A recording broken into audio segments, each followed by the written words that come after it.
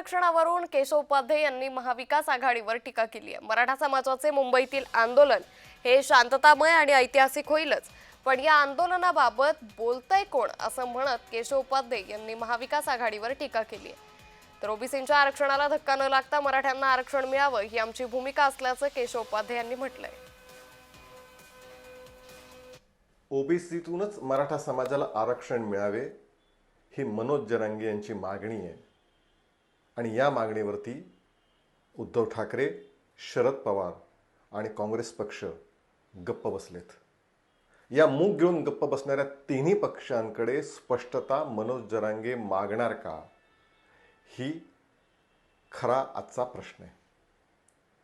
खरं म्हणजे मराठा समाजाच्या आरक्षणाचा श्री गणेशा देवेंद्र फडणवीस यांनी केला। वेगवेगळ्या मागण्या, मराठा समाज उत्कर्षासाठी निर्णय हे देवेंद्रजींनी घेतले, मात्र आजही त्यांच्यावर टीका जास्त होते।